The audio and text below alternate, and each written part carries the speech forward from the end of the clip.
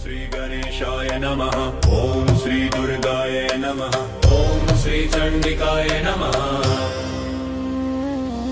ओम त्रिनेत्रां दशभुजां दुर्गां सर्वाभरणभूषितां सिंहारूढां महाशक्तिं चंडिकां प्रणमाम्यहम्। ओम दुं दुर्गायै रक्ष रक्ष सर्वतो माम्। ओम दुं दुर्गायै रक्ष रक्ष सर्वतो माम्। ओम ऐं ह्रीं क्लीं चामुण्डायै विच्चे। ओम दुं दुर्गायै रक्ष रक्ष सर्वतो माम्। ओम ऐं ह्रीं क्लीं चामुण्डायै विच्चे। ओम दुं दुर्गायै नमः। या देवी सर्वभूतेषु शक्तिरूपेण संस्थिता नमस्तस्यै नमस्तस्यै नमस्तस्यै नमो नमः। पूर्वे पातु महादेवी चामुण्डा च महाबला। दक्षिणे रक्षतु मायावी महिषासुरमर्दिनी। पश्चिमे रक्षतु कात्यायनी भक्तवन्दिता। उत्तरं रक्षतु काली भीषणाकृति दुर्गमा। ऊर्ध्वे च रक्षतु दुर्गा विन्ध्यवासिन्यनुत्तमा। अधस्तात् रक्षतु चामुण्डा पातालवासिनी सदा। अष्टासु दिक्षु रक्षतु देवी सर्वशस्त्रधरा सदा। स्वप्ने जागृति गच्छन्तं स्थितं पश्यन्तमेव च चलन्तं सर्वथा रक्षेत् दुर्गा दुष्टविनाशिनी। शिरो मे शैलपुत्री च ललाटललिता तथा चक्षुषी चन्द्रघण्टा च कर्णौ रक्षतु कुष्मण्डा। नासा रक्षतु स्कन्दमाता वदनं कात्यायनी तथा चिबुकं कालरात्रिश्च कण्ठं रक्षतु चण्डिका। भुजौ रक्षतु महाशक्ति हृदयं रक्षतु भैरवी। नाभि रक्षतु दुर्गा च कटिं रक्षतु पार्वती। जानुनी रक्षतु काली पादौ रक्षतु भुवनेश्वरी। सर्वाङ्गं रक्षतु नित्यं नवदुर्गा महाबला। ॐ ऐं ह्रीं क्लीं चामुण्डायै विच्चे। ॐ दुं दुर्गायै नमः। ॐ कात्यायन्यै नमः। ॐ कालिकायै नमः। ॐ महिषासुरमर्दिन्यै नमः। ॐ दुं दुर्गायै रक्ष रक्ष सर्वतो माम्। ॐ दुं दुर्गायै रक्ष रक्ष सर्वतो माम्। इदं कवचमद्भ्यात्वा त्रैलोक्ये यः स्थितो नरः न तस्य जायते त्रासो रणे च रिपुसङ्कटे। राजद्वारे सभामध्ये शत्रुमध्ये जलन्वने सङ्ग्रामे सङ्कटे घोरे दुर्गा कवचं पठेत्। तस्य नक्ष्यन्ति विपदः सर्वः शत्रविनाशनाः। धन्धान्य समृद्धिश्च भक्तिनात्र संशयः। श्री दुर्गा चण्डिकायै नमः। जय मां दुर्गे जय चामुण्डे जय भवानी। ॐ त्रिनेत्रां दशभुजां दुर्गां सर्वाभरणभूषितां सिंहारूढां महाशक्तिं चण्डिकां प्रणमाम्यहम्। ॐ दुं दुर्गायै रक्ष रक्ष सर्वतो माम्। ॐ दुं दुर्गायै रक्ष रक्ष सर्वतो माम्। ॐ ऐं ह्रीं क्लीं चामुण्डायै विच्चे। ॐ दुं दुर्गायै रक्ष रक्ष सर्वतो माम्। ॐ ऐं ह्रीं क्लीं चामुण्डायै विच्चे। ॐ दुं दुर्गायै नमः। या देवी सर्वभूतेषु शक्तिरूपेण संस्थिता नमस्तस्यै नमस्तस्यै नमस्तस्यै नमो नमः। पूर्वे पातु महादेवी चामुण्डा च महाबला।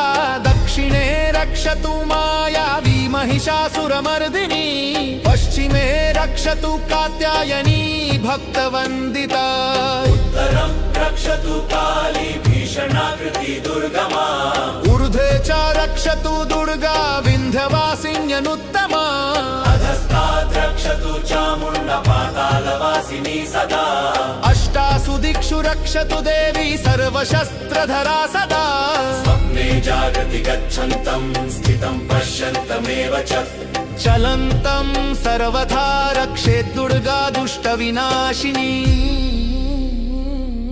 शिरो मे शैलपुत्री चललाटललिता तथा चक्षुषी चन्द्रघण्टा च कर्णौ रक्षतु कुष्मण्डा सा रक्षतु स्कन्दमाता वदनं कात्यायनी तथा चिबुकं कालरात्रिश्च कण्ठं रक्षतु चण्डिका भुजौ रक्षतु महाशक्ति हृदयं रक्षतु भैरवी नाभि रक्षतु दुर्गा च कटिं रक्षतु पार्वती जानुनी रक्षतु काली पादौ रक्षतु भुवनेश्वरी सर्वाङ्गं रक्षतु नित्यं नवदुर्गा महाबला ॐ ऐं ह्रीं क्लीं चामुण्डायै विच्चे ॐ दुं दुर्गायै नमः ॐ कात्यायन्यै नमः ॐ कालिकायै नमः ॐ महिषासुरमर्दिन्यै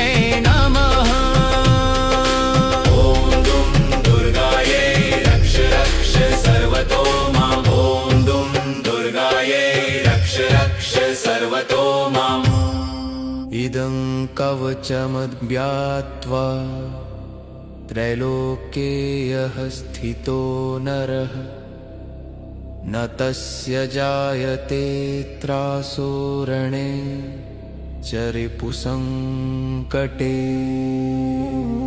राजद्वारे सभामध्ये शत्रुमध्ये जलन्वने सङ्ग्रामे सङ्कटे घोरे दुर्गा कवचं पठेत् तस्य नक्ष्यन्ति विपदः सर्वः शत्रविनाशनाः धन्धान्य समृद्धिश्च भक्तिनात्र संशयः श्री दुर्गा चण्डिकायै नमः जय मां दुर्गे जय चामुण्डे जय भवानी ॐ त्रिनेत्रां दशभुजां दुर्गां सर्वाभरणभूषितां सिंहारूढां महाशक्तिं चण्डिकां प्रणमाम्यहम्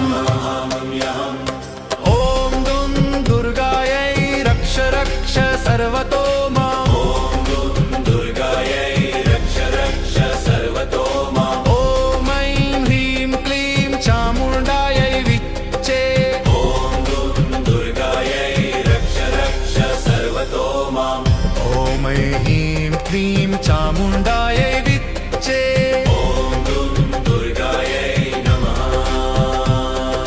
या देवी सर्वभूतेषु शक्तिरूपेण संस्थिता नमस्तस्यै नमस्तस्यै नमस्तस्यै नमो नमः पूर्वे पातु महादेवी चामुण्डा च महाबला दक्षिणे रक्षतु मायावी महिषासुरमर्दिनी पश्चिमे रक्षतु कात्यायनी भक्तवन्दिता उत्तरं रक्षतु काली भीषणाकृति दुर्गमा ऊर्ध्वे च रक्षतु दुर्गा विन्ध्यवासिन्यनुत्तमा अधस्तात् रक्षतु चामुण्डा पातालवासिनी सदा अष्टासु दिक्षु रक्षतु देवी सर्वशस्त्रधरा सदा स्वप्ने जागृति गच्छन्तं स्थितं पश्यन्तमेव च चलन्तं सर्वथा रक्षेत् दुर्गा दुष्टविनाशिनी शिरो मे शैलपुत्री चललाटललिता तथा चक्षुषी चन्द्रघण्टा च कर्णौ रक्षतु कुष्मण्डा सा रक्षतु स्कन्दमाता वदनं कात्यायनी तथा चिबुकं कालरात्रिश्च कण्ठं रक्षतु चण्डिका भुजौ रक्षतु महाशक्ति हृदयं रक्षतु भैरवी नाभि रक्षतु दुर्गा च कटिं रक्षतु पार्वती जानुनी रक्षतु काली पादौ रक्षतु भुवनेश्वरी सर्वाङ्गं रक्षतु नित्यं नवदुर्गा महाबला ॐ ऐं ह्रीं क्लीं चामुण्डायै विच्चे ॐ दुं दुर्गायै नमः ॐ कात्यायन्यै नमः